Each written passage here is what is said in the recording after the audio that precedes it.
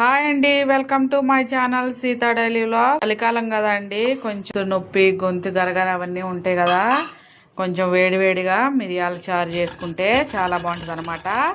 ఒక స్పూను మిరియాలు, అలాగే ఒక స్పూను జీలకర్ర వేసి రోట్లో మంచిగా ఇలా మిరియాలు 2 బద్దలు అయ్యేలాగా దంపుకోవాలి. మిక్సీలో కూడా వేసుకోవచ్చండి. మిక్సీలో కొంచెం నలగట్లేదు, అందుకనే నేను రోట్లో వేసి దంపుతున్నా అనమాట. దంచాక ఎల్లిపాయలు వేసుకుందాం.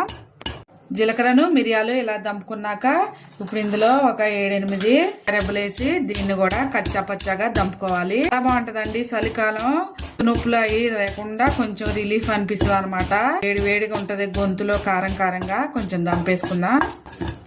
ఇలాగా కచ్చా పచ్చాగా నూరుకోవాలి. సరే ఇలా నలగాలన్నమాట. ఇప్పుడు తిరగమాత వేసుకుందాం. తీసి ఒక గిన్నెలో వేసుకొని స్టవ్ వెలిగించి ఒక గిన్నె పెట్టుకొని దానిలో ఒక స్పూను ఆయిల్ వేసుకుందాం.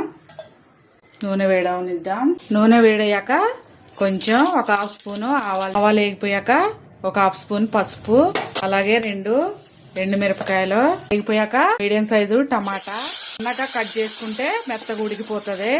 ఇప్పుడు మెత్తగా ఉడికించుకోవాలి. ఒక 1/2 స్పూను ఉప్పు వేస్తే టమాటా తొందరగా మెత్తగా అయిపోతుంది. టమాటా చూసారా ఇలా పేస్ట్ లాగా అయిపోయింది కదా. ఇప్పుడు ఒక పెద్ద నిమ్మకాయ సైజు అంత చింతపండు నానబెట్టుకొని ఒక 1/2 లీటర్ నీళ్ళలో కలిపేసుకొని పోసుకోవాలి.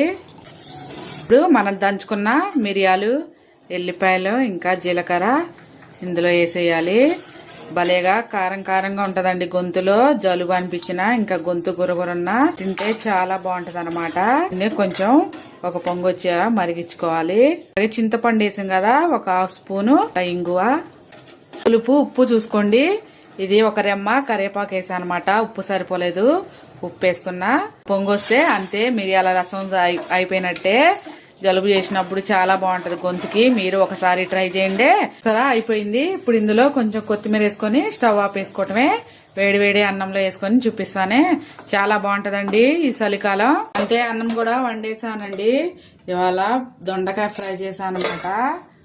మిరియాల రసం మంచి ఘాటు వస్తుంది. ఇవాళకి నా వీడియో ఇంతేనండి. నా వీడియో నచ్చితే ప్లీజ్ ఒక లైక్ చేయండి. అలాగే నా ఛానల్ని సబ్స్క్రైబ్ చేసుకోండి. మీరు ఒకసారి ట్రై చేయండి. చలికాలంలో చాలా బాగుంటుందండి. సరే వేడి మిరియాల చారు అన్నం చూసారా. ఇవాళకి నా లంచ్ ఇదే. నేను లంచ్ చేస్తున్నా, మీరు కూడా చేయండి ఫ్రెండ్స్. కాలుతుంది కదా చారు. ఆ స్పూన్తో సూపర్ ఉంది. మిరియాల ఘాటు తెలుస్తూ, అలాగే పులుపు చాలా కమ్మగా ఉంది. గొంతుకి చాలా బాగుంటదండి, రిలీఫ్ గా.